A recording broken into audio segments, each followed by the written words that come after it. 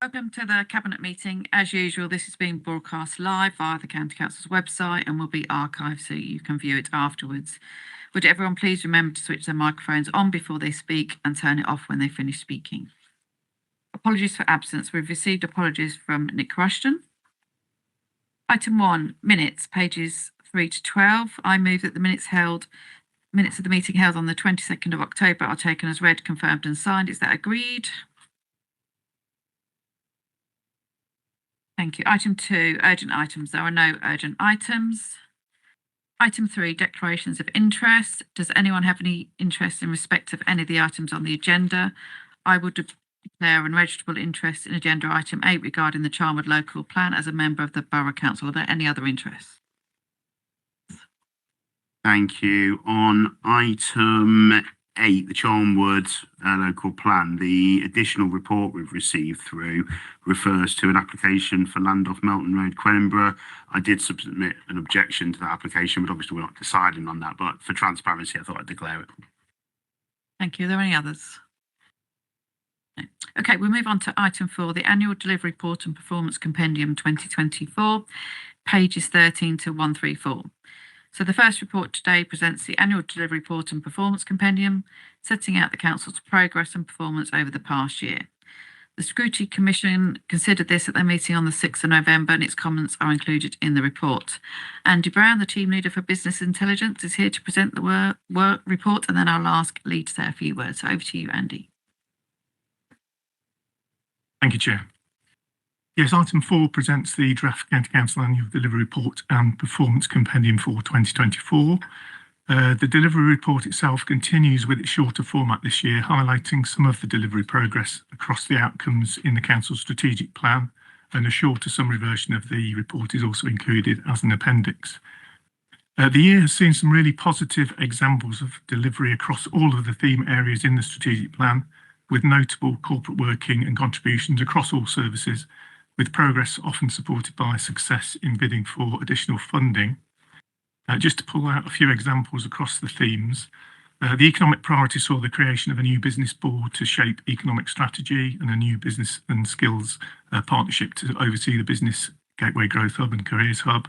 The new free port has secured £25 million in seed capital to drive growth, including a net zero carbon innovation centre, research for clean energy, and £2 million for the future energy skills hub. And the work has also continued through the local enterprise zones, with new plans to unlock economic benefits of the 550-acre Lutterworth East site and the next phase of the airfield business park development, in addition to really good work on gigabyte-capable broadband to rural areas. Skills works included further delivery of the Multiply programme and success in securing £1.7 million in Wave 5 Skills Bootcamp funding. In relation to transport, major construction work continued on the North and East Melton Distributor Road, and improvement work in Hinckley was completed, and £887,000 of active travel funding secured to deliver the county's first Cyclops junction in Oadby, and significant investment in road maintenance. And additional funding secured to support local bus transport with a new bus service improvement plan and a successful zero-emission bus scheme, which will see 46 new electric buses on the network in June 2026. Clean and green outcome area, there's considerable progress there with action to tackle climate change, such as work with Solar Together on solar panels, and our Net Zero Council action plan. Actions include £2.56 million to deliver a demonstrator project and a local area energy plan, electric vehicle charging strategy, and £3 million towards charge delivery point and running local vehicles on treated vegetable oil. A lot of work also on the environment and biodiversity, with a local nature recovery strategy being developed and various grants to boost wildlife and biodiversity, with over 437,000 trees planted as part of the Tree for Every Person scheme, and continued free trees and hedges to landowners, and a new countryside stewardship woodland improvement agreement. In addition, pledges in the Leicestershire resources and waste strategy, action to tackle landfill and improvements to household recycling waste sites. And then just a few other highlights. Improved opportunities saw Leicestershire's Children and Family Services rated as outstanding by Ofsted, and good progress on delivery of the Family Hubs programme and new family help service. Continued intensive family support through the Supported Families programme and piloting of SEND and alternative provision improvement plans. Public health has seen the launch of a new £5 million health determinants research collaborative to help tackle health inequalities, mental health friendly places project, new online sexual health service, and new model for physical activity. In adult social care, continued work to ensure flow through hospitals and provision of new community care requests with a reduction in waiting times and installation of significant pieces of care technology equipment. And then finally, the community area, considerable work, a new equalities, diversity, inclusion strategy, partnership, hate crime hub, work on the Ukraine and Hong Kong Nationals programme, resilience work to support the the gas outage in rapidly recovery Muxlow and new flood risk management strategy, and then work on the local household support fund. So just a few examples pulling out across the year of the considerable corporate work that's gone on around those areas, and credit to all those members and senior officers that have been involved in that delivery and all those achievements this year. A separate performance compendium, I won't go through the details, but it does set out performance data and financial data through this year. It does include the core spending power table, which does again highlight Leicestershire as the lowest funded county, despite considerable efforts to achieve fairer funding, with significant funding differentials from other local authorities, particularly in London. With this making it increasingly difficult to meet the service demand and pressures on services and on council tax. In relation to benchmarking, Leicestershire was in the top 6 performing counties in 22-23, with some of those better form ones being the ones better funded. A new analysis included in the report shows that Leicestershire continues to be the most cost-effective county, i.e. outcomes achieved for the spending power deployed. The 2023-24 performance data is included in the report. It includes 106 indicators that have improved last year, some in lower performing areas, which is a real positive. However, the impact of the pandemic and economic situation, combined with low service funding, has continued to be felt, with 63 outcome areas worsening, and the continued focus is being applied in service plans. The main risks facing the council are set out in the report. I won't go through those. The report was considered by the Scrutiny Commission on the 6th of November, and the Commission was generally positive in having their wide range of performance information available to them, with some specific comments set out in paragraphs 30 to 34 of the report. The recommendations are set out in paragraph 3. So thank you, Chair. I'm happy to take any questions. Thank you. Lee.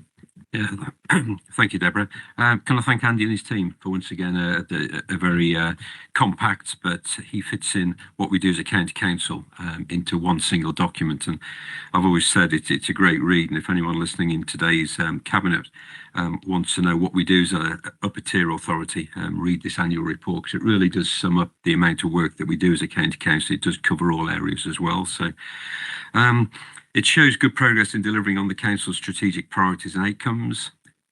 It notes that the council's current low comparative funding, which is good but under pressure performance, outcomes position and financial pressures and risks now facing the authority are all set out there for you. And it really does show that we are, as a county council, continuing to press its case for fairer funding. So I'm more than happy to propose the recommendations. And I'd also just say I thank the Scrutiny Commission for looking at the report and their comments, which are in the report. Thanks, Chair. Thank you. James. Thank you very much. Again, thank you for the report. I'm very happy to second this. I completely agree that it's an easy read. I don't mean that in a negative way. I mean that's in an accessible way, which is fantastic, because as has been said, it's exactly what we want to be, that people can easily access what we do and how we do it and so forth. And I thank you for that. And I also really wanted to highlight what an achievement I think it is that we are so cost effective given the challenges that we've had. It's almost perverse because we've been so poorly funded for so long.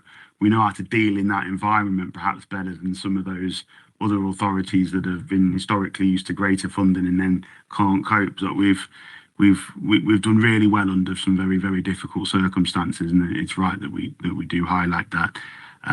So, you know, and that's not an accident. That's because of the hard decisions that we've made as an administration, but the hard work that officers have put in as well. And again, that all needs highlighting. So with that, I'm very happy to second. Thank you. I think Lee and James have just said exactly what I was going to say as well, and all this with very low government funding. So credit to everyone across the whole council, I think, and to you, Andy, and your team as well, of pulling it all together. But if anyone staying indoors to try and keep warm, even though they can't afford the heating as well, out of the snow, then this is a good read to try and warm you up. Because that's the question I think I get asked the most by residents. Well, what does the council actually do? And I think this is a really good document for explaining the breadth of work that we do across this as a county council. So it's been moved by Lee, seconded by James. All in favour? Thank you. Item 5, Investing in Leicestershire's Programme Annual Performance Report 2023-2024, pages 135 to 172. So this next report presents the Investing in Leicestershire Programme Annual Performance Report. Again, the Scrutiny Commission considered this at their meeting on the 6th of November and its comments are included in the report. Declan Keegan, the Director of Corporate Resources, will present the report, and then I'll move to Lee Brecken to speak as the Cabinet member. Declan. Thank you, Chair. The report sets out the performance of the Investing in Leicestershire programme for the 2023 to 2024 financial year, and this is the annual report that fulfills the reporting requirement required by the Cabinet decision in September 2017. The programme, as you're aware, looks to support the County Council's strategic objectives whilst at the same time delivering a good financial return. At the end of the financial year, the value of the portfolio was £283 million. And the change of the previous year were driven primarily by valuations with minimal investment and disposal activity. The section was the disposal of some of the rural estate for development, which resulted in overall income of £3.5 million. And the development potential for the rural estate is reflected in the valuation increase of over £6 million. I would highlight that there is a significant anomaly this year in the change in methodology used by external valuers, which caused an increase of approximately £60 million in the value of the rural estate. So we have removed this technical change from the performance figures and so as not to be misleading, but it's important to stress that the revenue sort of percentage returns will be suppressed just by that significant increase. The development and industrial sections of the portfolio showed material reductions approaching £10 million. This wasn't unexpected and does reflect the wider falls in the market that's been seen over the last few years. And in essence, we are just seeing a reversal of capital gains that we've benefited from in previous years. The diversifying section of the portfolio showed a helpful improvement overall of £1 million. And within this was a positive performance on the loan side of the portfolio, which was partly offset by the fall in value of one of our pooled property investments that's in the process of being wound up. The investment on this on this specific pooled property fund has been positive since we've purchased it, although it is below the target level that we'd hoped for.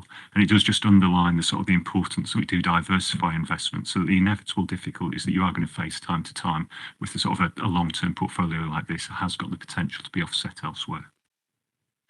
The income from the portfolio after costs and provisions was a healthy £7.6 million for the financial year, and this consistent level of income that the programme delivers has allowed the council to deliver more services than it would otherwise be the case.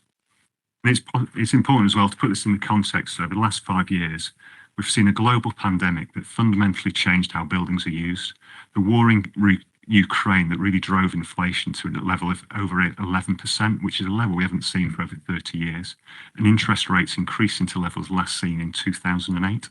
And despite all this, over the last 5 years, the portfolio has continued to deliver positive returns, which is a really good demonstration of the risk of the overall portfolio is in we've got that balance in the right place. Looking ahead to this financial year into future financial years, the progress on the key schemes that had already been commenced. We hope to be able to report back next year some good progress. So we've got the construction of the initial phase of Leaders Farm is hoped to start in the new year, and on the flip side, we've got the construction of the final phase of the Airfield Business Park is going to commence shortly. And notably on that scheme, we've got a tenant from one of the initial phases committing to expanded premises in the latest phase, which really does show the direct economic benefit of the scheme to Leicestershire. We've got our most significant scheme of the housing development at Lutterworth East. It's going through some planning changes at the moment, and hopefully following a key planning meeting in December will allow us to start to advance the scheme in an accelerated way. The recommendations are set out in the order paper. Thanks, Declan. Lee. Thank you, Chair. Thanks, Declan, for the report, and thanks also to Scrutiny for their comments. A few comments, if I may. The purpose of bringing the annual report is to demonstrate on both qualitative and quantitative basis that the programme is providing security for the council's money invested in it, and that it is being managed professionally, prudently, and in a commercially astute way. I think the report demonstrates that clearly. The continued success and increased value of our portfolio is an example of the proactive work we're undertaking to try and ease the exceptional financial pressures we face as a county council. We're ensuring that not only are we safeguarding the county council, but also bringing jobs and prosperity to Leicestershire. Our sensible approach means we have a portfolio which is continuing to provide significant income for council. It is also our responsibility to ensure we're boosting the local economy with our portfolio, and the jobs and the business opportunities we have built is another positive for the work that we've done. There are still challenges, and we are still the lowest funded county council in the country, but we're making practical decisions on key projects within the programme to ensure that they come to fruition so they have benefits for residents and also to this council. This is why we're using what we have available to improve our own situation, to help fund the high quality public services that our residents expect from us, and we continue to boost our wider economy and achieve the goals of our strategic plan. Happy to propose the motions on the order paper, Chair. Thank you. Thank you. James? Thank you very much. Very happy to second. Again, we won't repeat the comments that have been made, but I would associate myself with them. Do have a question though, if that's okay. Point 26 talks about how much farmland is comprised within our portfolio, 81.8 million. Obviously, with the recent government announcements, the attack on small family farms that may well result in many having to sell farmland, do we anticipate what effect that could have on the price of farmland and therefore the value of our assets if, as is expected, so many small family farms do have to sell as a result of the government changes? It's one of those, because it's, I suppose, early stage, it's difficult to be definitive, and no doubt kind of the tax advisor will be kind of the main beneficiary of the changes it works through. But if you kind of, I suppose, if you follow through, I suppose, who buys farmland at the moment, I think it is something like 50% of farmland is bought by kind of, I suppose, lifestyle type people, whether it's your James Dysons for the sort of the family estate to avoid inheritance tax, or your Jeremy Clarksons for your kind of, I suppose, his own purpose of it, where you would expect that reduction in kind of demand by farmland to suppress prices to some extent.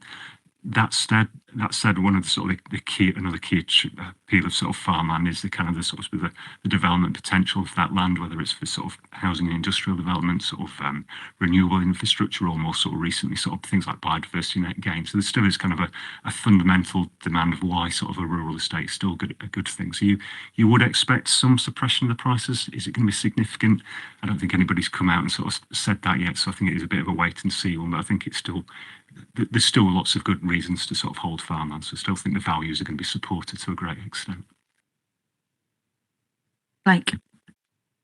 Thank you, Chair. And Declan, I was going to raise the same question as James, and what would the impact on Labour's farm tax be on our rural estate, particularly if we're thinking about liquidating it, and you've answered that.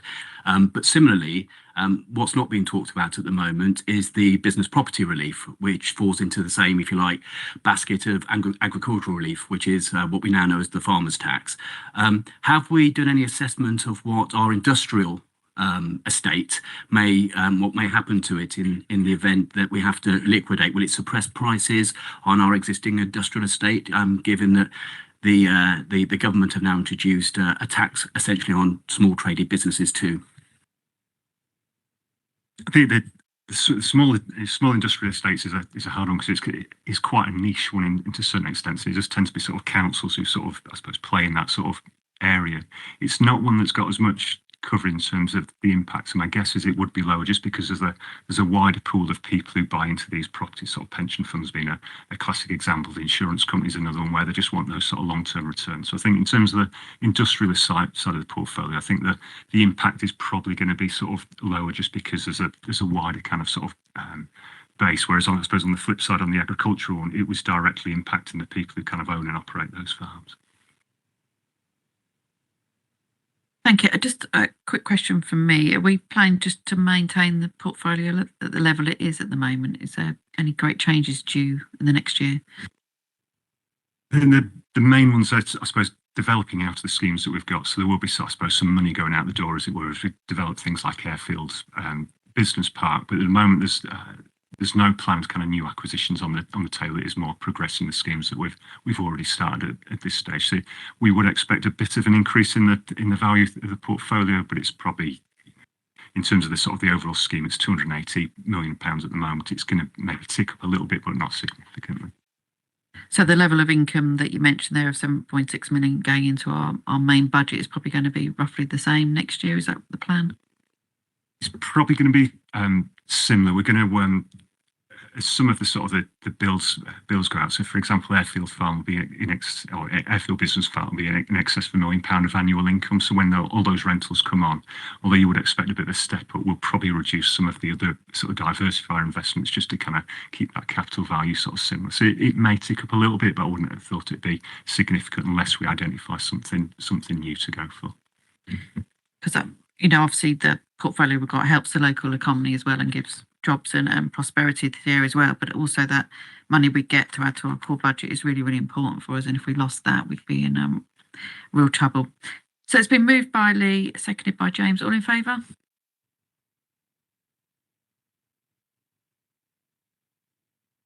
Thank you. We'll move on to item 6. So the local transport plan, LTP4, outcome of the consultation, approval of the core document, pages 173 to 506. So this details the outcome of the consultation on the local draft transport plan and seeks our approval for its adoption. The LTP4 sets out the integrated approach to transport across Leicestershire and also provides the evidence base for the council to apply for various funding streams from the DFT. Jana Walker, Assistant Director for Environment and Transport, will present the report, and then I'll ask Ozzy to speak as Cabinet Lead Member. So over to you, Jana. Thank you, Chair. So as you said, this is as bringing back the local transport plan. I'll call it LTP4 throughout the presentation because I'm bound to forget to say it in full. And this is for approval following consultation on the version you've seen previously. So as you said, the LTP4 consists of a core document that helps us fulfil our statutory duty to develop policies that encourage and integrate efficient transport services. And the idea is the core document then provides direction to more specific strategies and policies and sets the narrative for funding opportunities in the future. So we're doing that at the moment by what are called focus strategies.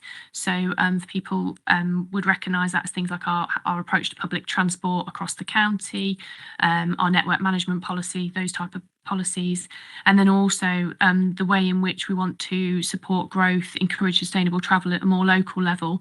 And we're calling those very catchy multimodal area investment plans. But that is, the name is sort of reflective of its purpose, which is to make sure that we're looking at all people who travel in Leicestershire across all modes, that we are really seeking to match the investment the County Council makes or better it from developers, from central government, and that we have a plan for making the best use of that money in those areas. So that's how the LTP4 is structured. This LTP is obviously set against the national policy background, and we're conscious that that's developing at the moment in the sort of follow-on from the national election. There'll be more detail, and we will keep the LTP4 under review to reflect that.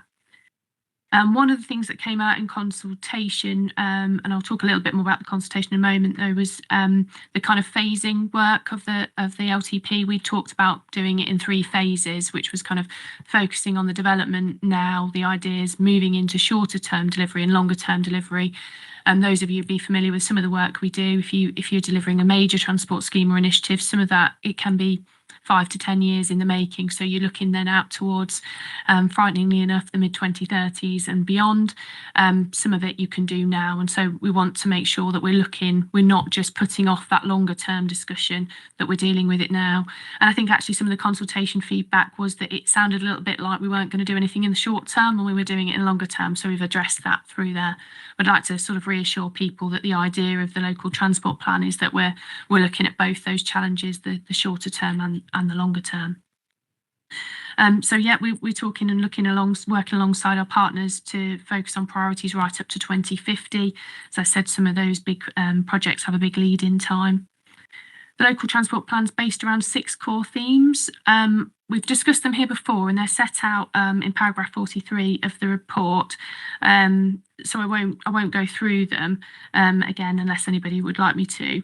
But so you've seen those, and actually the consultation version and the feedback went out was broadly what we'd set out to you before.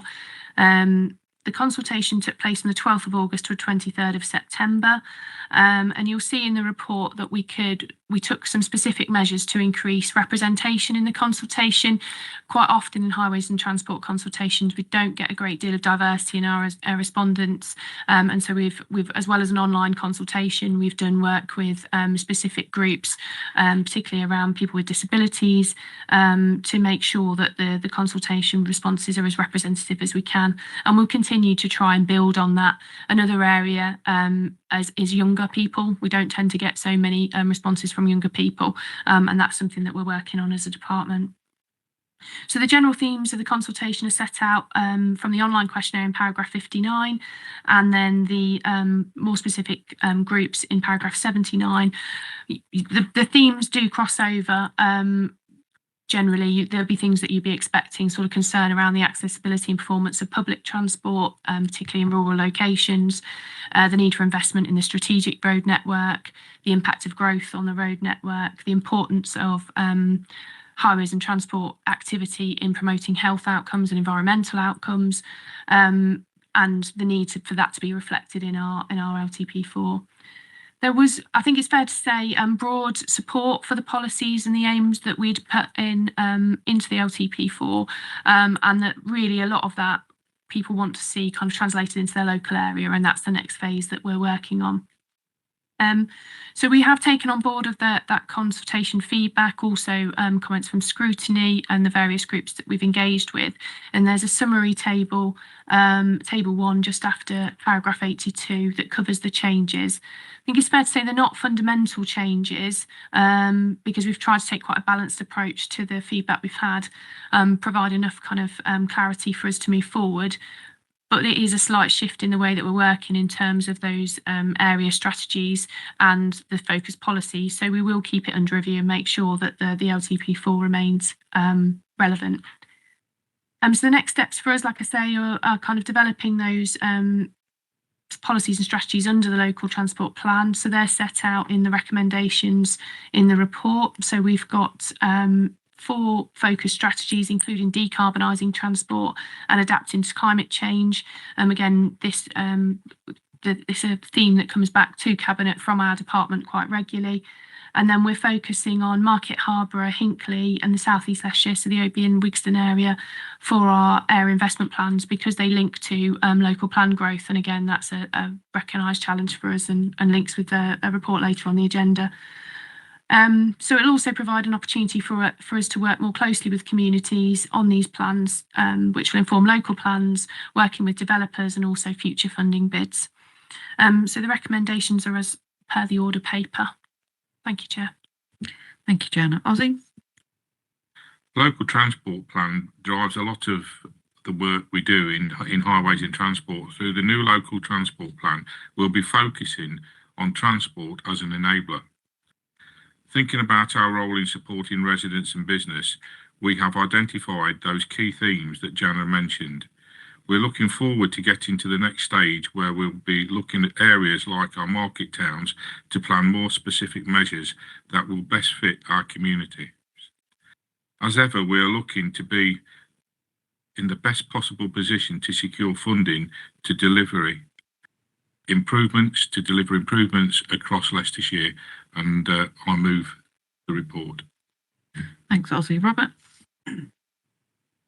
Yeah, thanks. I'm happy to second, and just to make a couple of comments on what's been raised. I think it's absolutely vital that we keep updating this, because we know that the number of electric cars, sales of electric cars, have fallen in recent times, and we've sort of hit a bit of a plateau in this particular area. Also, we all know schemes that have been approved and gone forward where everyone's going to get the bus or cycle to work, especially in the big logistics areas, and that doesn't tend to actually be delivered. So I think putting that emphasis on actually how you make it real and how you really deliver it, probably in consultation with the local communities, is a much better way of taking it forward, because this is the thing that has the biggest impact on all our divisions. It's the biggest issue that's raised when there is any sort of development, is the impact on the transport network. So I think it's very welcome that it's been updated. It's good that we're consulting and looking how we push that consultation down, so we get real consultation rather than ticking boxes. And hopefully we'll be seeing LTP 5, 6 or 7 coming forward in the future as the whole sort of landscape in this area changes. Thank you. Louise? Thank you, Chair. I'd just like to say how pleased I am with the work that's gone on between environment, transport and public health, and to see how much health and wellbeing has gone through this strategy, with 77% of respondents feeling that enabling health and wellbeing is very important. It's really key that we get this right. And I'd like to congratulate you on the breadth of the consultation that you've done this time. Thank you. Thanks, Louise. Very thorough report, and I know Ozzy's had his eye on this all the way through. Just that point that Louise has picked up about us enabling sort of healthier modes of transport. What I'm generally seeing is really clogged up roads because they've narrowed the roads to put cycle lanes in and no cycling on the cycle lane. So I suppose it's what more we can do to encourage people to get out their cars, because surely stationary trash is more polluting than moving cars as well. So I suppose we've kind of hit this plateau, haven't we, where we're providing the cycle lanes and safer walking routes and things like that, but people are just not using them. So what more can we do as an authority to encourage people to use what we've provided for them? I think I'm going to say I don't think I've got all the answers because that is a fundamental challenge that we're grappling with, but certainly the sort of tried and tested methods in the industry are making sure that where you invest in something from capital, so you build something or provide it, that you do follow up and you engage with communities about that, and actually that engagement starts before you put the measure in. Is it tackling the right things? Have you got the right origin destination, for instance? And I think many of you will probably have seen a change in your areas post the pandemic around travel patterns. So we saw the peaks, for instance. You used to have very clear peaks, morning and afternoon, and a lot of transport work focused on mode shift in the peaks, people going to work, coming back. Well, you will all know now, people working from home, they pull in other journeys in the way that they're organising their life. They might work from home and go to the shops in the afternoon. So we're not seeing, we've actually just had the traffic levels kind of hit right back consistently at pre-pandemic levels, but with a different spread. So I think in terms of, we have to make those measures, we have to provide opportunities for people to take the healthier and environmental mode shift. But I think what we've got to recognise is you won't get everybody to change 100% of their journeys. What we've got to do is offer the right service for the right journey, with public transport, perhaps with more demand responsive transport, with working with schools and businesses in particular to really target, I think what you were saying, Mr. Ashman, around realistic change and working with people to achieve that. I don't think it's easy, but I think you've got to sort of do the two together, and we've got to do it by working and listening to our communities and what those barriers are. Thanks, Jenna. Very good response. Thank you. Yeah. Just very quickly to come back on that, one of the reasons certainly in rural areas why it's difficult to get people cycling is the safety aspect. And I wonder if there's any work we can do with Sustrans and other organisations to actually provide a much safer environment, especially where you've got people taking their kids out, wanting to cross busy roads where it may not qualify for a crossing at the moment, or whether there's something we can do to make it safer in that way. And these are the sort of practical things I was saying, working with things like Hicks Lodge, Sustrans and local parish councils is something we can do to help that, because that will, I think, go a lot of the way to what Deborah says. Most people I speak to just say they're too frightened to take their kids out, and even when they go into the Woodland Park and places like that, they've still got to cross major busy roads.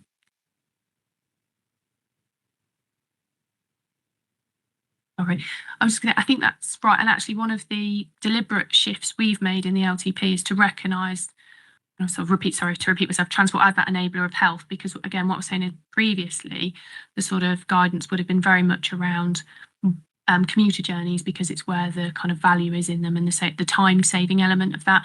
Whereas if you switch your focus to include wider benefit consideration, so people are healthier, families are healthier, the environment's better, then we can, under our policy basis, and I should say, it is dependent on funding. We haven't got lots of funding to achieve it, but we've got the necessary policy basis then to enable that type of work, and to perhaps change our thinking about who has the priority, the way the network works so that we can do that. And if there's leisure routes, for instance, that have those wider benefits, they now are firmly supported within our policy if that funding becomes available. Whereas previously, I think it would have been, rather than transport being an enabler, I think it was more about how quickly can someone get from A to B.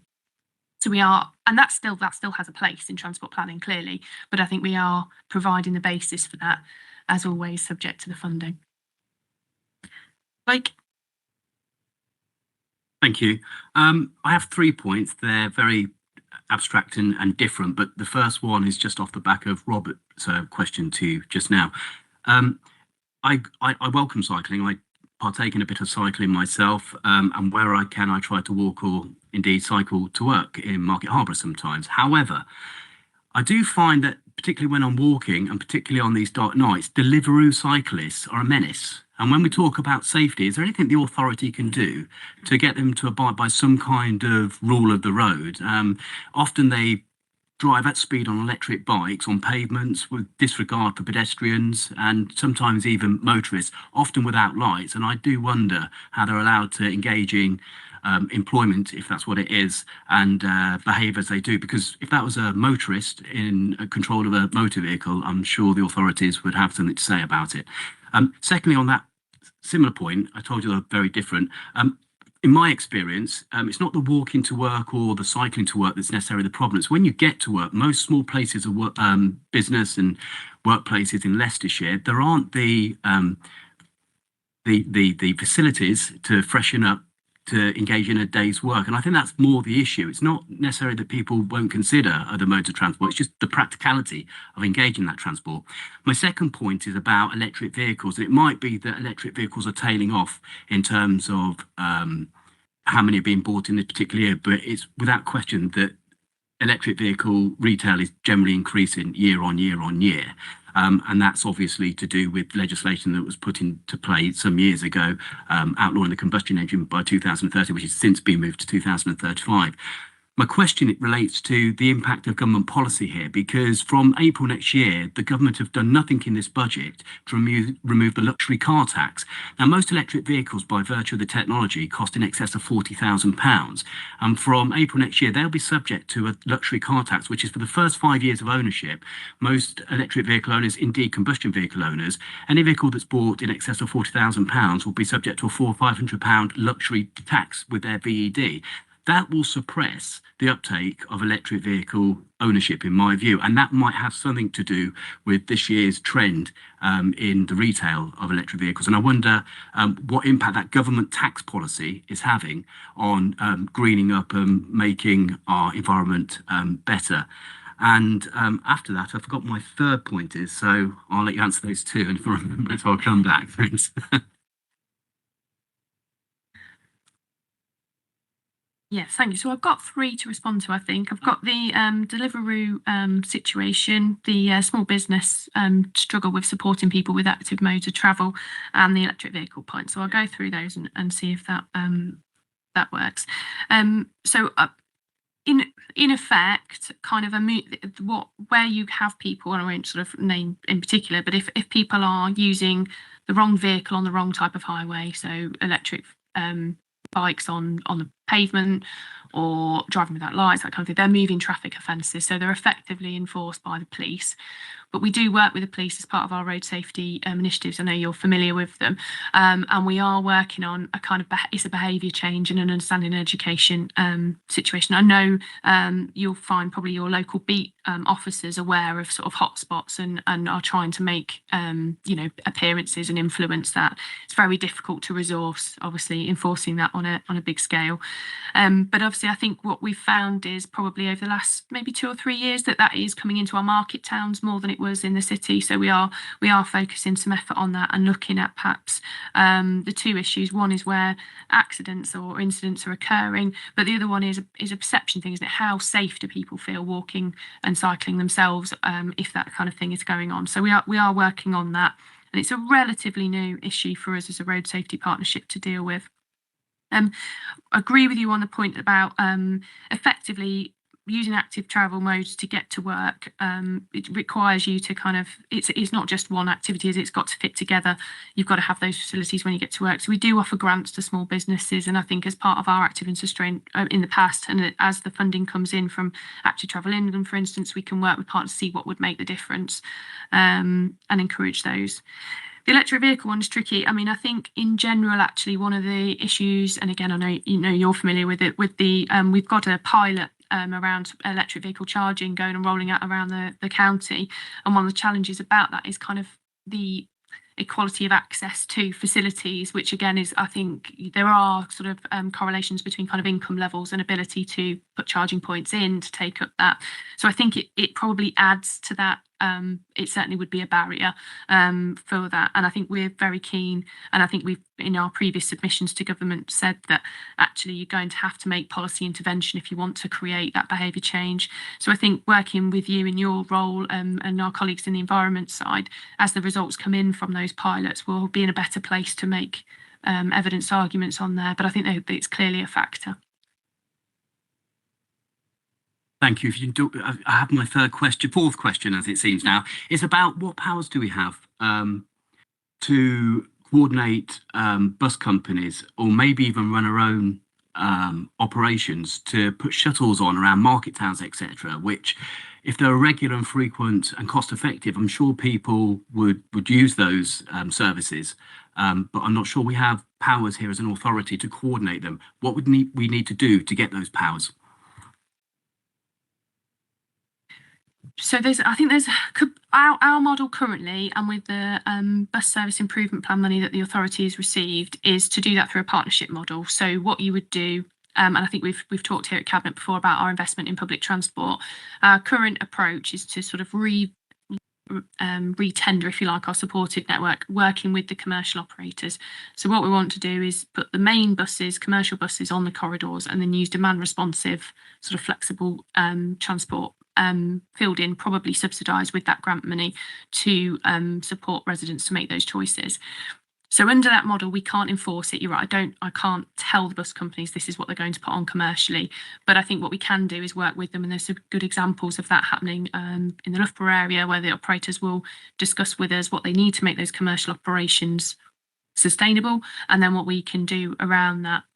The other way to do it will be franchising, and there are some pilots and some trial initiatives coming out of government, and our team working with the director around are looking at whether Leicestershire could sort of participate in either finding out a bit more, or if there are any kind of sort of pilot things that would help us understand that a bit more. But currently, no, we don't have the power to tell bus operators what to put on that they operate commercially, but there are mechanisms for us to work together to provide the best services possible. And as ever, as I've mentioned, because we have had some significant grant funding from government, there is a good chance that we can influence the market in that way, more so than some of the other agendas where we've not had that grant funding. Just picking up that point about your first point about e-scooters, I know that Police and Crime Commissioner is refreshed Police and Crime Plan has actually got a section on e-scooters, so it's something that the PCC is very keen on trying to tackle. So, you know, coming from both sides, that's really good news as well. Particularly Deliveroo riders. Other food delivery companies are available. Louise. Thank you. Just going back to cycle paths, we put an awful lot of money into forming cycle paths around the county, and I think it's a shame it's not really mandatory that you use them if they're there. But could you just confirm for anyone listening that we do have maintenance programs for it, and that when we put money into potholes, we do that for cycleways as well? Because some of my residents have often said, well, we don't feel they're quite safe because there's holes here or whatever. Could you just confirm that we do that? Thanks. Yeah, so I think just to be as open as I can, obviously clearly the majority of our funding is spent on vehicle highway maintenance, but where so for potholes, for instance, where that's reported to us, we will assess that, and if it is causing a safety issue for cyclists, we would follow that in line with our policy. We have invested less in kind of the proactive footway and cycleway maintenance over recent years because we've prioritised the funding we have, but certainly in relation to that safety work that does. And I encourage people, I know people sort of have that sigh when I say please use the report it form, but if that is about, if that's what's preventing you from getting out on that cycleway, please do let us know where those issues are and we will pick them up. James. Thank you very much. In terms of, I understand sort of the purpose of this is possibly not just highways, but health and all of the other things. And I do get that. Do we have any sort of accurate figures as to how many cyclists there are in Leicestershire, sort of how many use it for commuting, for pleasure and so forth? Because whilst I'm a supporter of cyclists as much as anyone, I do feel quite strongly that we need to live in the world as it is rather than the world as we would like it to be. And in the 7.5 years I've been a county councillor, I can literally count the number of cyclists on one hand who have contacted me about the network, and yet buses are always up there in terms of the sort of the things that people can concern most about.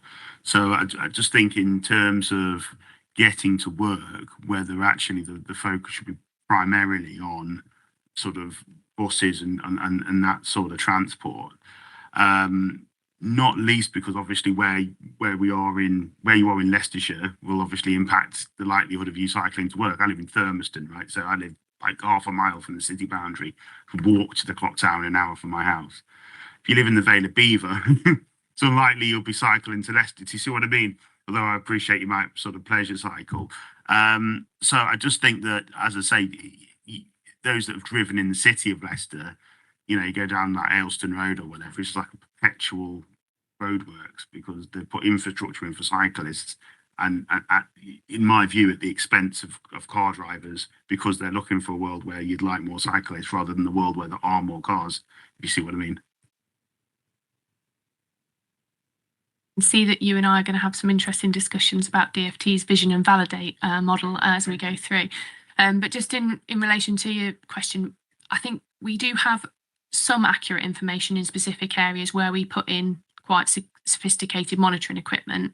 The rest of our understanding about cycling levels would be from things like the census and more general surveys and things like that. So it is difficult to accurately say how many people would genuinely move to cycling of a significant amount when we put things in, which is why I think the local area plans that we're looking at are good, because it exactly that. So you might look at Thurmaston and do something completely different to what you would do in the Vale of Beaver, and that'll be evidence based. So I think that's important that we do that. I don't think we should, I don't think I can in my role just accept the patterns now without trying to make an intervention, because they're not sustainable. You'll see that in certain areas of the county where the congestion levels are too high. So we have to make an intervention. But I absolutely agree that intervention should be targeted, evidence-based and realistic, as Councillor Ashman and yourself said earlier. And by looking at the characteristics of that area, what the potential is, though I agree there'll be some areas where what we need to do is public transport is the thing that could make a change here, and we'll focus on that, and we let the evidence guide the solutions with the communities as well. Ozzy, I'll come to you, then we'll draw this to a close. Yes, thank you, Chair. I mean, going back to James, we have to have a modal shift towards cycling. We're in a different era now, and I think really we're looking to make sure people get healthier and to have a sustainable society. Cycling, you say you don't get many contacts. I get lots of, and officers know, I get lots of people that cycle contact me wanting more cycleways, and I'm very proud the way that the council is working towards that. The trouble is with our roads, yes, they are as they are, but we have to look at the whole picture to make sure that we encompass everybody on the road. And I appreciate, the majority of people are drivers, but if we can get that shift where people can safely go to work or to have pleasure on their bikes, that's what we should be doing.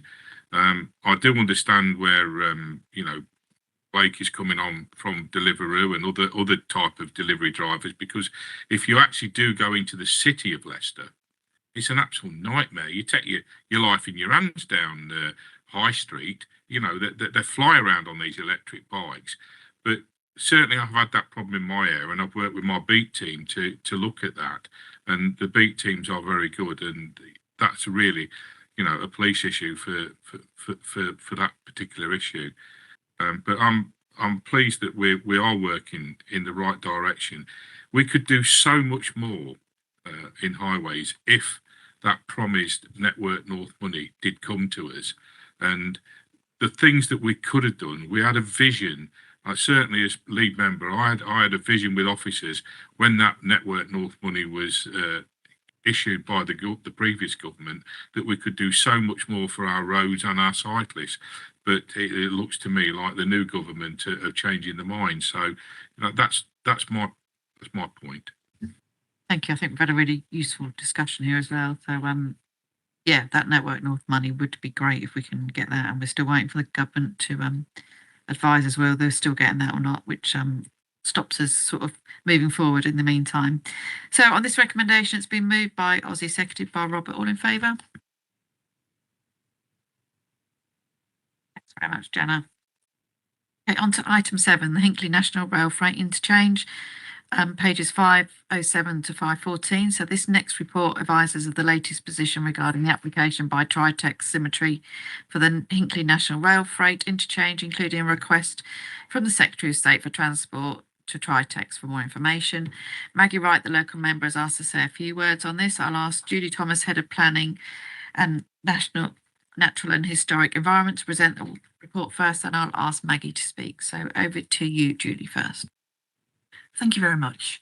As members are aware, since the issue of the Secretary of State's minded to refuse letter, then Tritex Symmetry have been given until the 10th of December to submit additional information to overcome the concerns raised.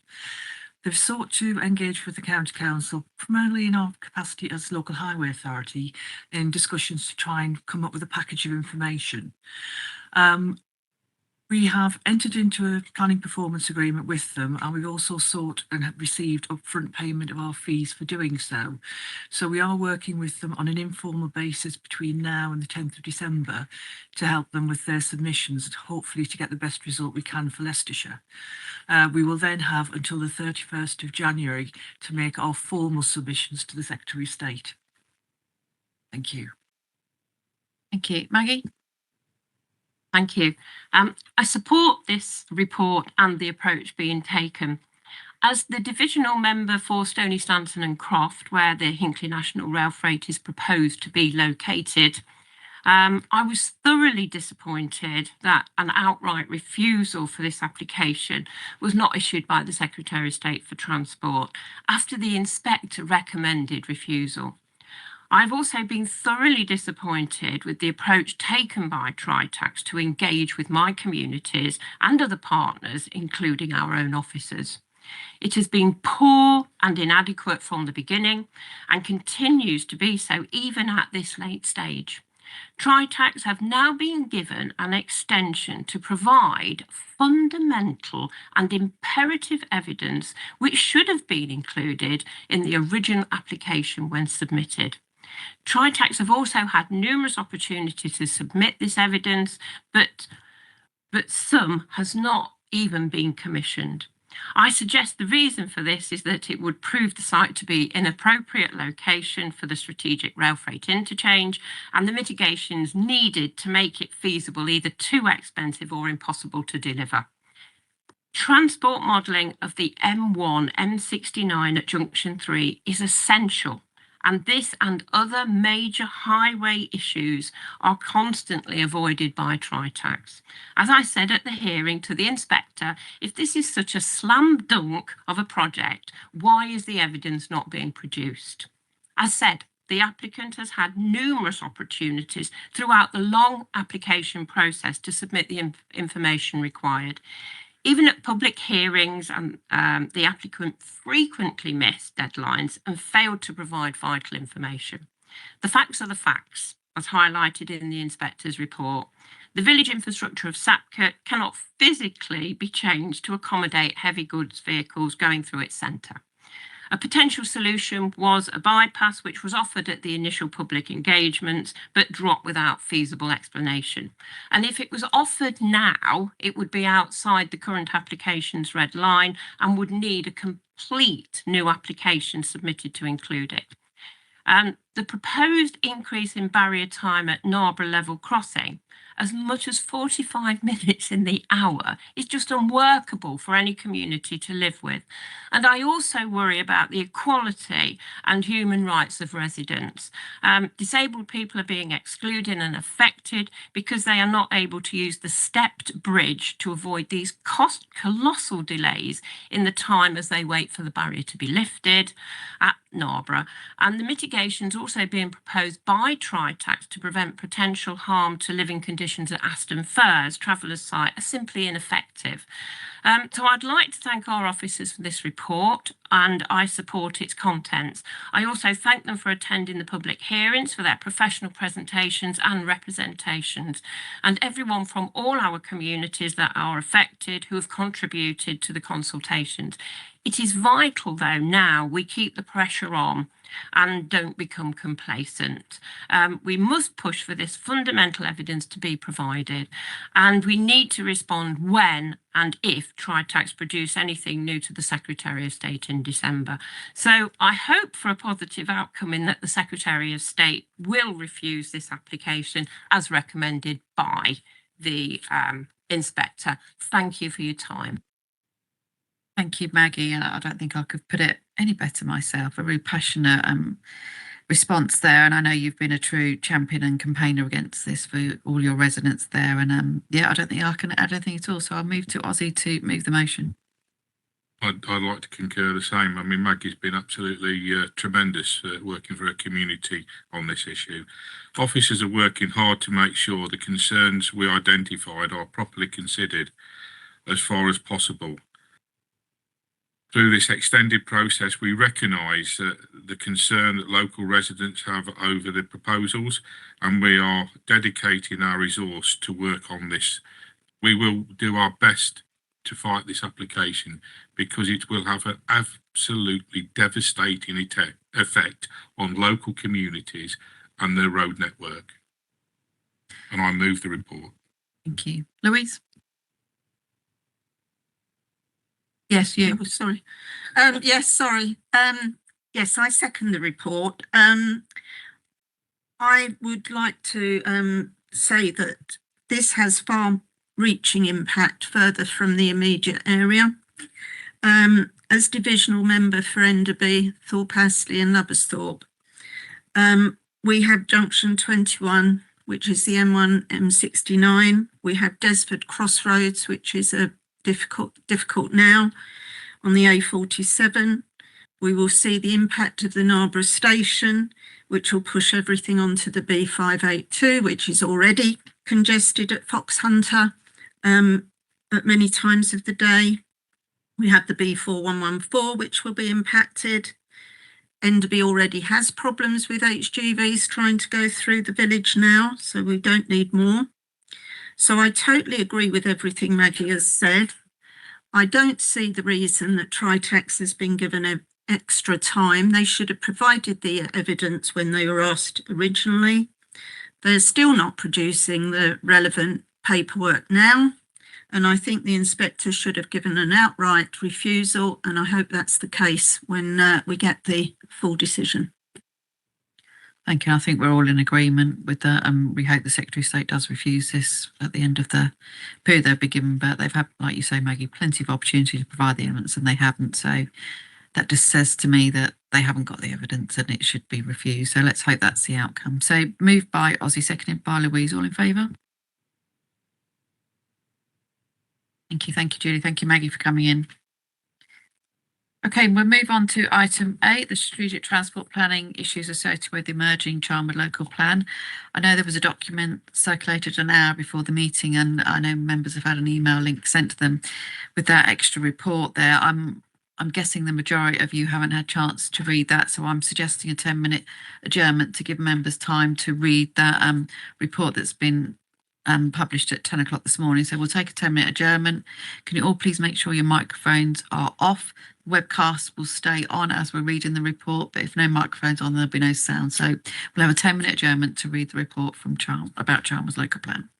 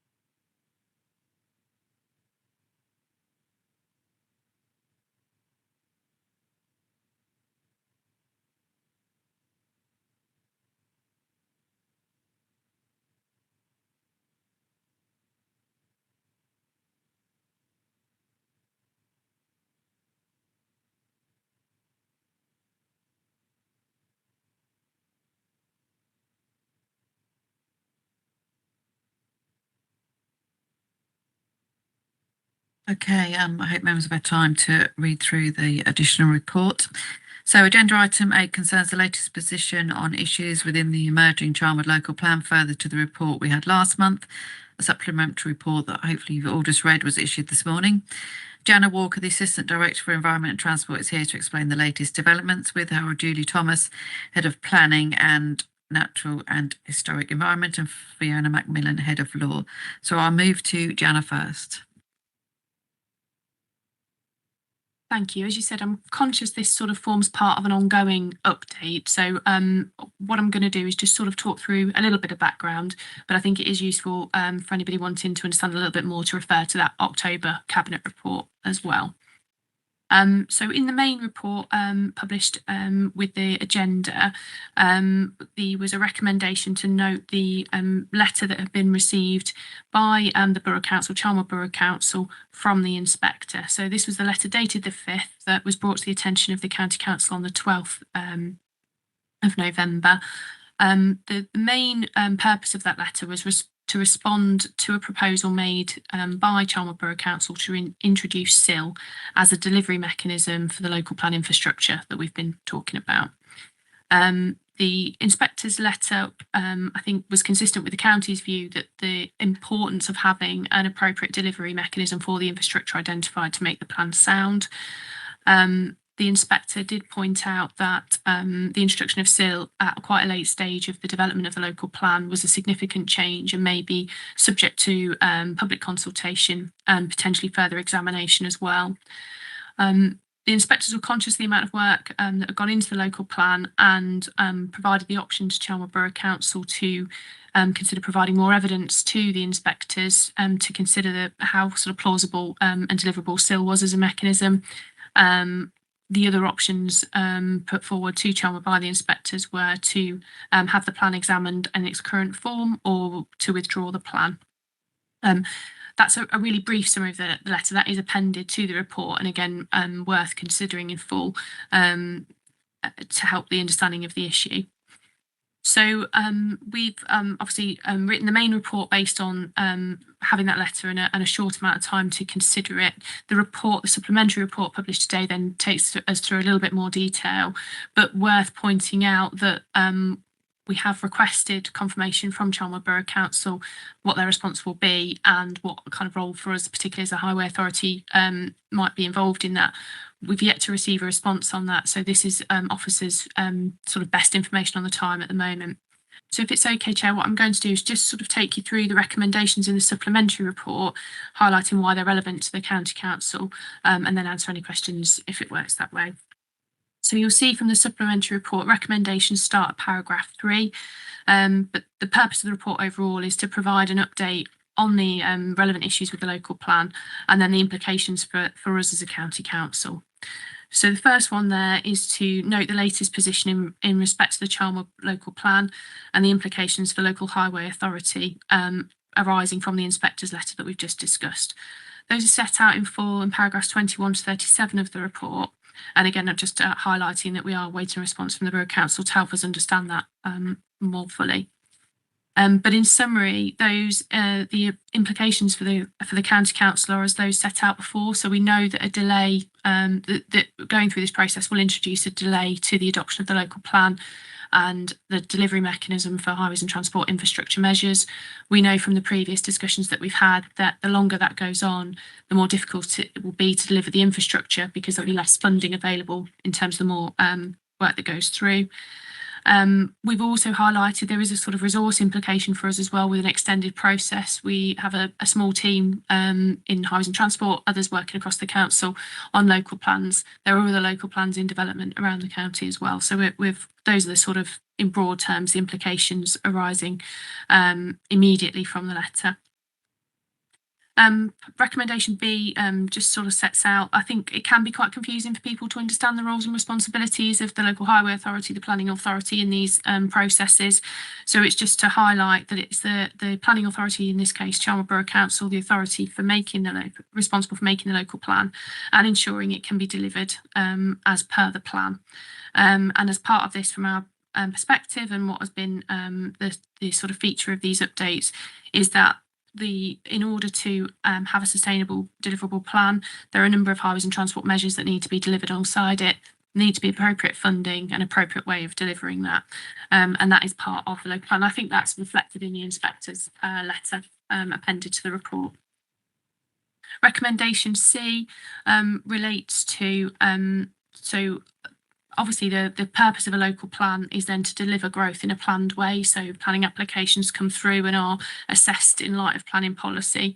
That's done through plans committee. So this week, in fact, I think yesterday, on the 21st of November, there was a plans committee at Charnwood Borough Council that met to determine what the planning committee would have determined an appeal site. So that's land at Melton Road, Queniborough.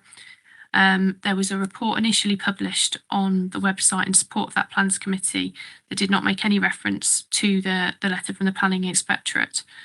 However, there was an extras report published, and that's picked up in recommendation D, that stated that the Borough Council's view was that the letter from the inspectors did not have any material impact on the assessment of the planning application, and there was no change to recommendation. So that recommendation was to approve, would have been to approve the site and to inform the planning inspectors of that decision. For us, I think, again, we've been highlighting that without a kind of way of securing strategic contributions and delivering them, it's a risk to the plan going forward, and that wasn't addressed in the extras report. It should also be noted as well that in that extras report, it did state that the Borough Council would be seeking to take up the inspector's offers to prepare a community infrastructure levy. Sorry, I think I went straight to calling it a SIL earlier. Apologies for using the acronyms first. And then including that in a revised local development scheme. They recognise that the timing would be subject to working with the inspectors, but that the anticipation was the local plan will be adopted in the summer of 2025 now. The original report suggested that that would be later on this year, so there's a change there. But I think it's fair to say it remains to be seen if that project timetable is achievable as per recommendation E. Recommendation F then just says that until we're sort of aware of what that decision is formally, what our role and what's expected of us in supporting that, the County Council is really unable to take any action to assist in progressing the local plan until that's confirmed. Recommendation G reflects the fact that in the meantime, while this kind of policy basis is being set, we in Highways and Transport have a role of the statutory consultee on planning applications, and we will have to respond to planning applications that come through in the meantime, and we'll be keeping under review our position. Our current position, as set out in the report, is that to determine these applications in advance of that secure policy position in the emerging local plan is premature, but obviously further developments from the inspector, the responses from the Borough Council may change that, and so under our existing delegations we'll keep that under review. And then recommendation H contains authorisations to take appropriate action in relation to the challenges that are set out in the report. Once we're clear on what the response is from the Borough Council in relation to the inspectors, there's a authorisation recommended for us to work alongside and support the Borough Council as necessary to develop the further evidence requested by the inspectors. As we've highlighted, the sooner that work is done and a SIL can be implemented, the better for us, because that helps bring in those strategic transport contributions we've been talking about. There's also the work involved in actually setting up the SIL itself, and that's included in recommendation H2. And then the last couple of recommendations in there are to mitigate the impacts arising from further delays in adoption of the local plan. So we'll have to take that on a case-by-case basis as we move through the time. And then recommendation 4 is a more wider recommendation, sorry, H4, around the fact that actually there is no SIL in place in Leicestershire at the moment. Me and my team would benefit for some training around that, and would hope that we could do that in line with the sort of LPAs in Leicestershire as well. I think that there are probably several ways that we could do that, and it's an authorisation for us to engage in that process as well. So if it's okay, I'll leave it there. Realise there's quite a lot in there, but that's the sort of reasoning behind those recommendations. Julie, have you anything you want to add at the moment, or no? So I'll move the motion on the order paper, but I'll hold my comments till after everyone else has spoken and had their questions answered. So over to Ozzy to second. Yeah, I'll second the motion. Obviously, as a highway authority, we want to work with all the various districts across the county to secure funding from development so that we can improve our road system. Without that funding, our road system will deteriorate, and it's important that all of the councils across the Leicestershire work with us. We have a dedicated team of highway officers who've put a lot of work into local plans, and I know they have done at Charnwood. And it's most important that those councils realise that if they don't come to the table and work with us to get the highway funding, their areas are going to suffer. And it's their residents that will suffer because of the poor state of the roads on these estates. And we know there are estates around the county that have not been finished off by developers. So it is imperative that all the councils, including Charnwood, work with us for the benefit of their residents to improve the road system across Leicestershire. As we've heard many times before, we are one of the lowest funded councils in the country. And it's not sure now whether we're going to get the Network North money to improve our road system. So it's imperative that we get every penny that we can from development to improve the road system around those developments and across Leicestershire. Thank you, Chair. Thank you. James first. Thank you. I think Ozzy's just made some really good points there in terms of talking about it's the residents that will suffer here. Sometimes we're in danger of talking about county council and borough council and parish. We're all serving the same people, right? And it's the same residents we're talking about, and they don't really care if it's borough council or county council or whatever. They just want to know that their road network is up to the job, and development that comes doesn't detract from the services they already have. So I think that is a really key point to keep in mind all the way through this process from all councils. And for that reason, obviously, the more we can work together on a sort of collegiate basis, the better for everyone. In terms of the view that we have that applications coming forward in Charnwood based on the emerging local plan are premature, and the Borough Council apparently disagreeing with that position, what's the consequence thereof? Because obviously we can keep putting in responses saying we think it's premature, but if they keep saying we don't agree with that and carrying on regardless, do we then have a fallback position that says we think it's premature, but without some sort of mechanism in place to get funding in advance, or on the basis that we can't guarantee a sale will actually be accepted by the inspector? In the absence of those things, as things stand today, we think this has an unacceptable impact on the highway network. If it's okay, I'll go first. Fiona and Julie may want to contribute as well. I think what you've just asked there basically is a summing up of the challenge that we're facing. So when you look at individual planning applications that make up the proposed Charnwood local plan, of themselves, it's very difficult for the Highway Authority to say that they represent a severe impact on the highway network, which is where we would start to sort of recommend refusal on that basis, because a lot of them are quite small, they're dispersed over a large area. So, and actually that's the benefit of strategic planning, is that you look ahead at that whole strategy, you understand the impact of the strategy as a whole, and then you can make plans to deal with it. And it's that bit there. We've worked with the Borough Council, and again, I think officers on both sides have put a lot of work into understanding that impact. But the bit that's missing is that mechanism to deal with it on that strategic level. So if the sort of Borough Council disagrees with the view that it's premature and determines applications in advance of it, there's very little at present we can do about that strategic challenge. What we'd have to do is focus on that site we have done. We've made sure that we've covered that off. Make sure that we've used kind of any kind of master plan of multiple sites to kind of get as much cumulative impact mitigated as we can. But I think and I think we've set out in the October report that the challenges associated with that.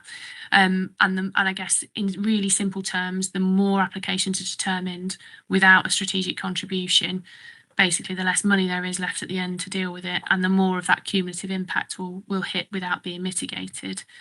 I think in terms of what happens from here, I think we need to wait to understand what Charnwood's position is. I wouldn't like to assume that I know what the sort of plan is in the interim period. And I think it's very much for us as officers to keep that under review, the impact of those decisions under review, and determine what to do with that. Clearly it will be of interest to the inspector as well, because viability is mentioned in their letter. You need the sites to contribute in order for the local plan to be viable, and so that will be tested through that process as well. But I wouldn't want to give the impression that the Highway Authority responses on an individual plan basis will suddenly start seeing advice for refusal, because it's very difficult to do that on a case by case basis. I don't know if you want to add anything, Fiona. Just to add that obviously the local planning authority has to give our response as a statutory consultee a great amount of weight, but ultimately they can decide to ignore it, which they have done so far, and make their own decisions. So it is their decision at the end of the day, and all we can do is continue to make our case. Thank you very much for that. In terms of when we do, so I understand what you're saying, in terms of what we do when we do respond, do we put almost what you've just said in the response, or even on a separate letter, so we go, look, we are not legally able to say that this application for 100 houses on Melton Road will in and of itself destroy the highway network locally. However, this is part of a far bigger problem that we are deeply concerned about, if nothing else, so that we can be very clear to our residents, notwithstanding what I said in my first remarks, very clear with our residents that we are not happy that this won't have an impact on them and their commute to work and all of that business for ourselves. But also, again, it gives our borough council colleagues, at least in theory, an opportunity to then speak at their plans committee and make these points, in the face of, without that, it's very difficult for them to make progress on that report. And I speak with someone that's been in that situation in a previous life. So, do you want to come back? Just very quickly, Chair, I think a couple of points. I think one, it's just to be really clear that the responses we give in that formal planning process are an officer evidence-led purpose. So that will drive our responses. Our current position does exactly that. So and I wouldn't blame people if they don't read all of those responses in full, because it becomes quite lengthy. But what it essentially sets out is that we don't feel that the plan requirement for that delivery mechanism is there in place. So therefore, to determine this application, which formed part of the local plan evidence base, is premature. However, if you are intending to, sort of consider it on its own merits, here's some of the other things. So things that your residents would expect to see, so that the access is safe. That we will still put those bits in, and we've made very clear where we feel that site has been assessed as part of the local plan and does contribute to that cumulative severe impact that we are trying to mitigate. Like. Yeah, very interesting. James was making a very good argument for a unitary authority, I think. We have the same issues with waste and recycling, and a single waste authority would be very useful, because the public at the end of the day do not care who's responsible for what. They pay their taxes and they expect services to be delivered. And it's very difficult, I think, for the public to learn of some of the shenanigans that goes on between the various authorities within Leicestershire. That said, can I just raise a couple of points? Firstly, it's on the SIL. This mechanism's been around for a long time. Why is it only now that we're bringing it forward? I mean, I used to be a leader of a planning authority myself, and I knew the mechanism existed then. And it's interesting that this will be the first SIL in Leicestershire, so maybe you can answer that. Secondly, in terms of resourcing, I totally appreciate there's a huge resource implication on this authority to work with our partners in Leicestershire to draft up and compose a SIL and get it legally adopted, etc. But it is the planning authorities at the end of the day that charge not insignificant fees to applicants to determine planning applications. That is a major source of revenue into planning authorities. Why can it be that the planning authorities actually contribute towards some of the resourcing issues? Because at the end of the day, we are supporting the planning authorities in their local plan making process. I do not feel it's fair that the county council should absorb what will be quite large fees in delivering a SIL. And I'll leave you with those two questions. I think one of the reasons why SIL hasn't been implemented in Leicestershire is because it does have an impact on values. So some of the larger rural areas, you won't actually realise enough from SIL to cover the costs of the infrastructure that's required. The other problem with SIL is you will cost up what your infrastructure package is going to be, and then you will start collecting the money on that. But you'll have to give 15% of the income to the parish council. If the parish council have a neighbourhood plan in place, you'll have to give them 25% of what you're collecting. So automatically, you're either 15 or 25% less than the money you need to implement SIL. Whereas with Section 106, you can negotiate on a site-by-site basis. SIL also needs to be kept up to date, so it's an ongoing resource issue, and it is quite a dark art. So I don't think a lot of the local authorities have the expertise to be able to go ahead and do that. So I think the decision was taken in Leicestershire that it just wasn't the right fit for them. They were keen to just continue negotiating. Thank you for that response. That's quite enlightening. So if we go down the avenue of developing a SIL, and one of our primary concerns is resourcing the infrastructure needed to support development in Leicestershire for the medium term, and what you've just said is potentially we could end up with less resources to do that very objective. How on earth do we go about protecting and safeguarding the county council's interest and the public's interest in terms of having appropriate infrastructure in Leicestershire in terms of the resources needed to provide it? Just to be clear, the Highway Authority can't instigate a SIL. It's the local planning authorities that instigate a SIL. We just input into it. So it's not our decision to have a SIL. It's the local planning authorities. Just want to clear that. And also we would be reliant upon the local planning authority to secure the funding for us, which we would then have to ask for. Whereas at the moment under Section 106, we can actually be party to that agreement.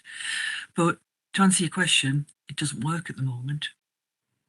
The last government looked at bringing in reforms to SIL, and I think it just got all a bit too complicated for them because what they published, they had an awful lot of criticism too, and everybody just said it doesn't work.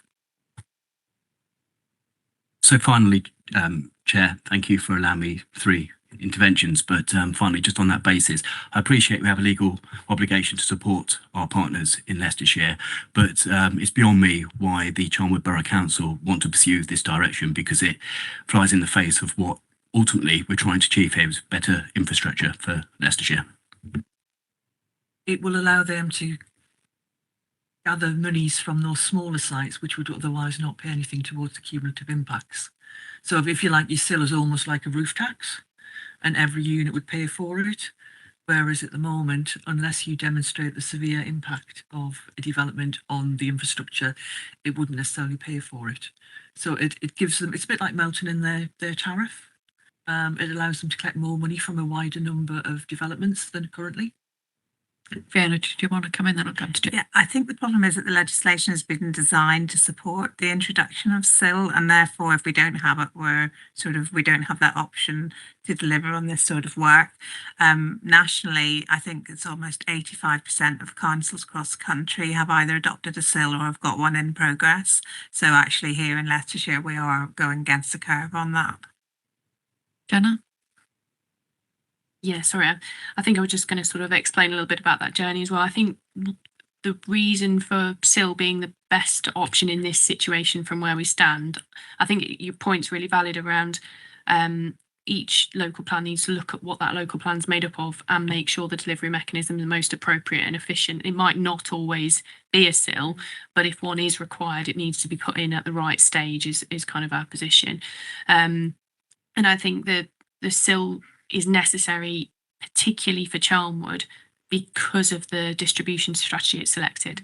So from the point at which you were having a lot of small developments across a very wide area, that's really what drives that. In other areas, you might have a strategic site, a few thousand houses. You can then condition all of the infrastructure or what's affordable to that particular site. You then wouldn't need a SIL.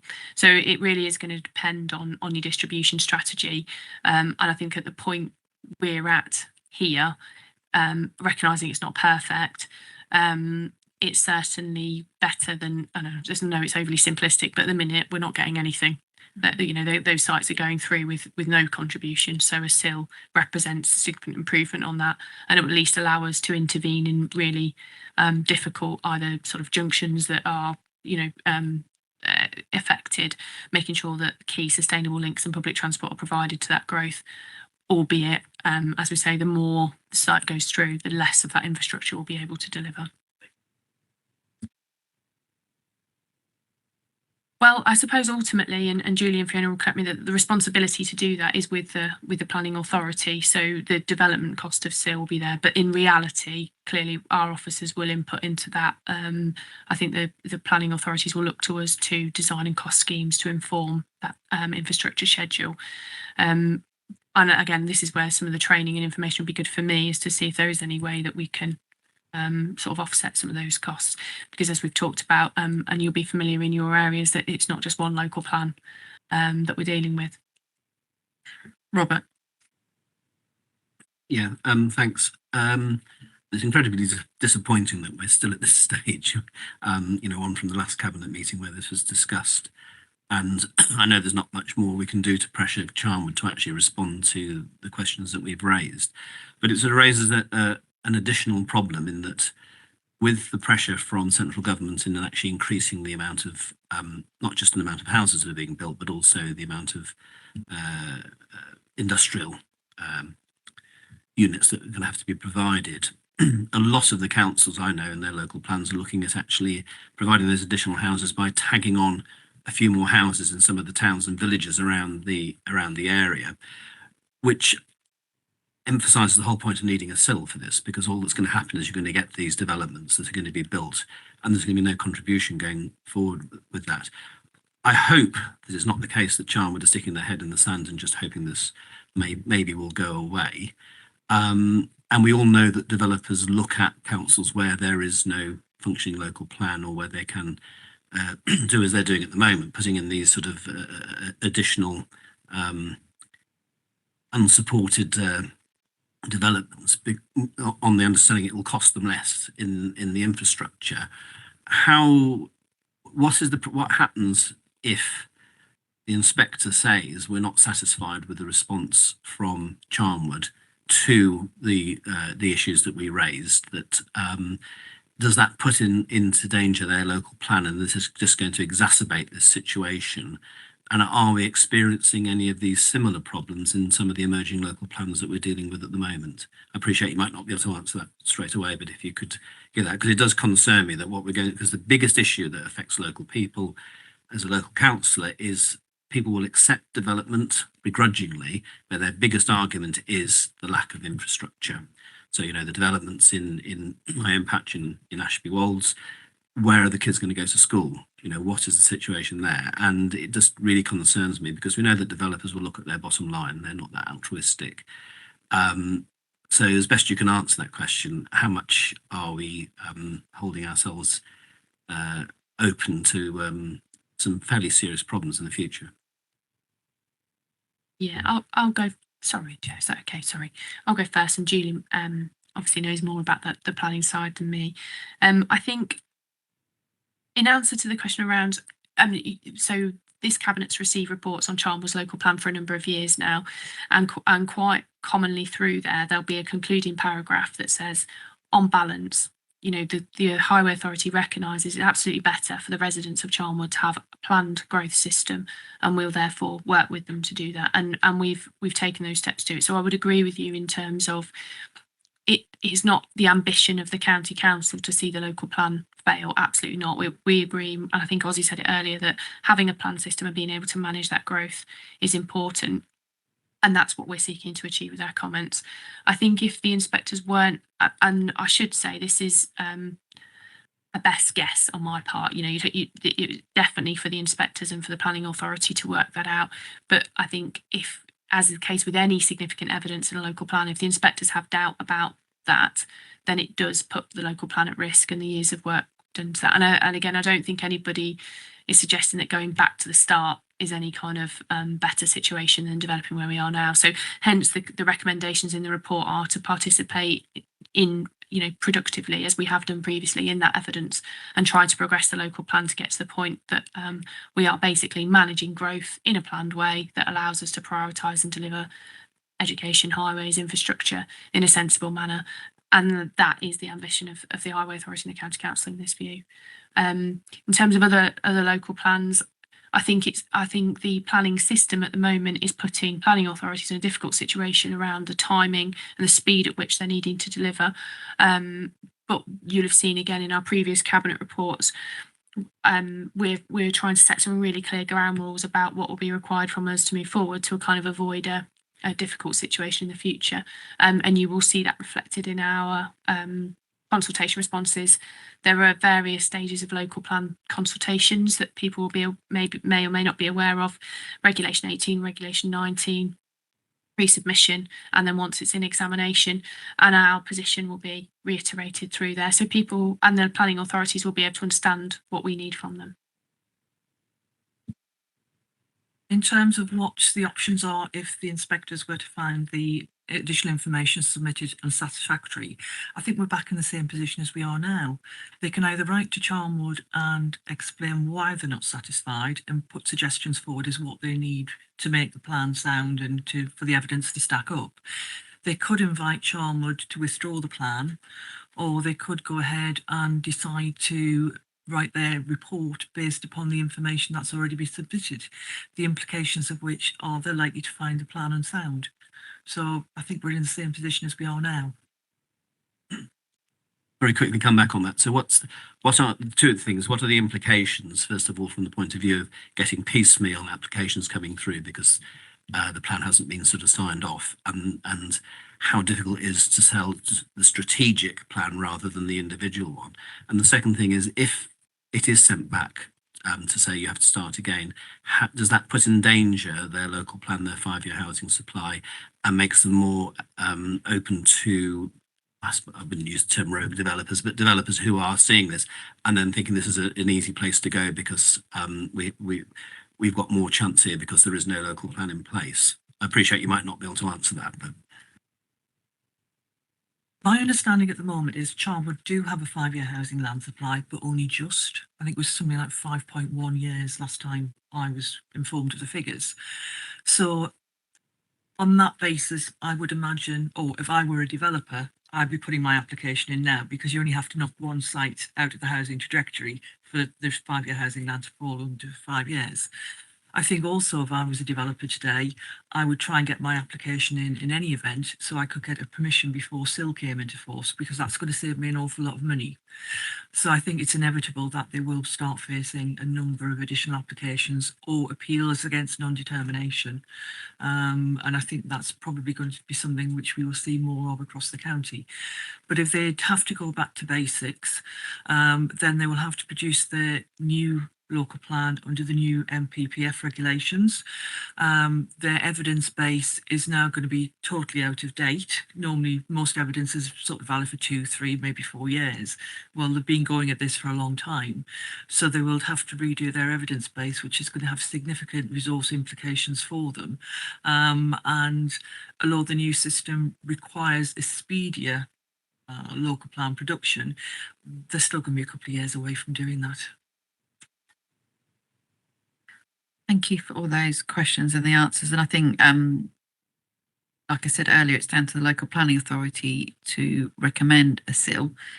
And that, I think we highlighted that to Chalmers officers maybe 2-3 years ago, that they need a way to get that impact addressed. And that was the reason why we brought in our transport strategy, to try and address that for them, because they weren't bringing anything forward. And then they've decided they didn't want to accept that and put a ceiling in place. So we're kind of 2 years down the road where we should have brought a ceiling 2 or 3 years ago. So I think that delay is down to Charnwood for not. And all those comments about developers coming forward will be absolutely true. We've just opened the floodgates to more developers by yet another delay by Charnwood about getting their local plan right.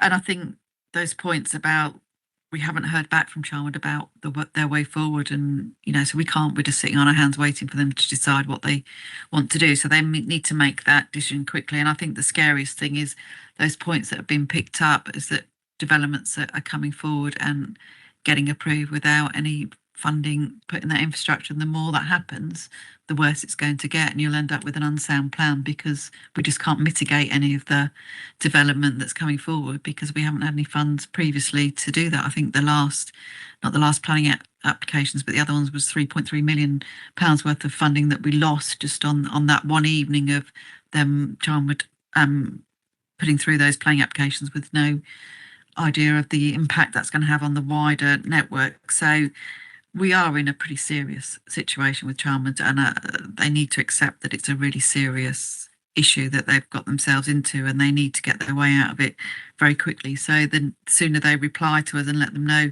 what they're doing. But James, you're absolutely right. This is an impact on Charnwood's residents and businesses. It's not, not on the councils or Charnwood or us. It's those poor residents that are going to be struggling with masses of houses development with no infrastructure and no funding to put that infrastructure in place. So we're in a pretty serious place. I urge Charnwood to come back to us as soon as possible with their decision, what they're going to do. But the timetable will be down to the planning inspectors, not down to us or Charnwood. So we wait and see what Charnwood's decision are, and then what the inspector decides to do that. We will try and support Charnwood as much as we can, but as already been identified, there's 7 districts and boroughs across the county that we'll be supporting. We can't put all our resources into Charnwood at this stage as well, when we put lots of resources in already.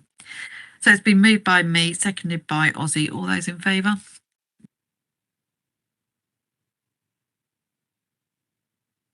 Thank you.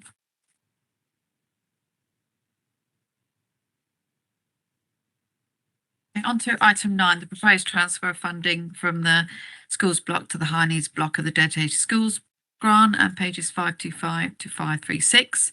So this final report today sets out the outcome of the consultation on the proposed funding transfer from the schools block to the high needs block of the dedicated schools grant, and the creation of a SEND investments fund.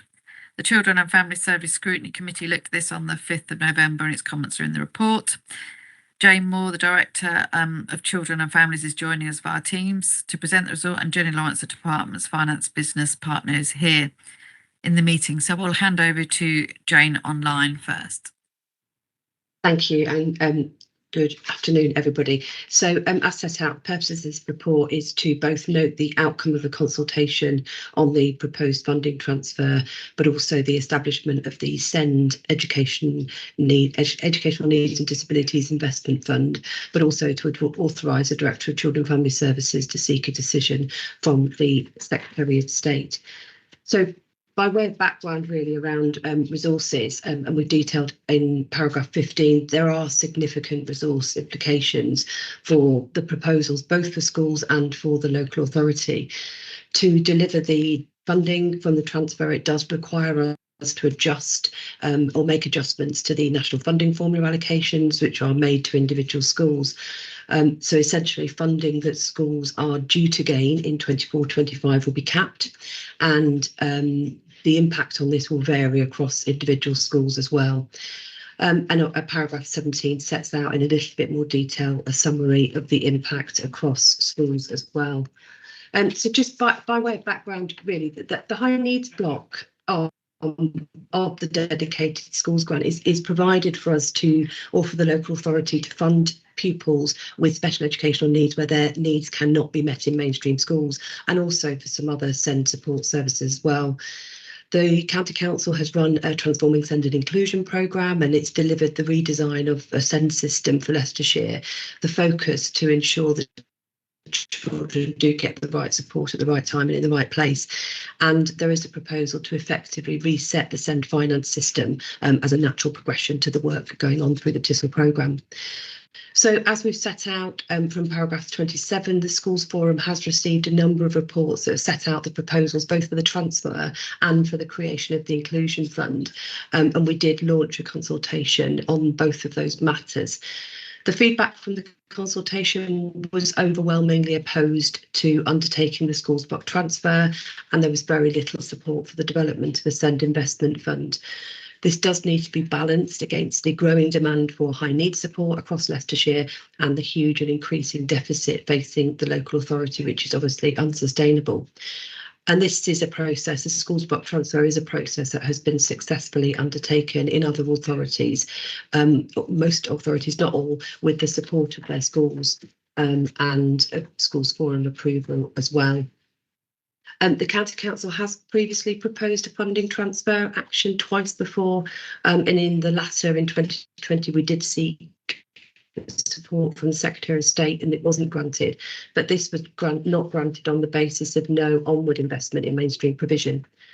So in paragraphs 31 to 33, we've set out an overview of the consultation responses and also given some detail about the concerns that schools have got around the block transfer. And in paragraph 34, we've outlined the County Council response to the concerns that have been raised by the schools through that consultation. And as said earlier, the Children, Families Overview and Scrutiny Committee did consider the report on the proposed transfer, and we've detailed in paragraphs 36 to 40 the feedback from Overview and Scrutiny. So to conclude, whilst the comments from both schools and Schools Forum are hugely valid, and particularly in relation to the financial position and impact of this on schools, the Council's financial position is such that it necessitates us seeking a transfer of funding, which in many authorities is undertaken annually. And this leaves no option for the Council to seek to progress both with the transfer of the 0.5% funding, but also the development of the Send Investment Fund as well. So I'll leave it there, Chair, and move to recommendations on the order paper. Thank you. Thank you. Anything you want to add, Jenny, at the moment? No, thank you. Thank you. So I'll move the motion on the order paper. I mean, this is a really difficult decision for me to bring forward and also for Cabinet to make, but we're kind of backed into a corner that we can't get out of. And being part of the Delivering Better Value from the DFE, there's an expectation that we will do this. The only reasons that I'm happy to propose it is the development of the investment fund, which will look at helping schools and children to be more inclusive, so that the children aren't coming out into the high needs block funding but they're maintained in school. And I think this all stems from the low funding that Leicestershire suffers from, but also the low funding that our schools suffer from.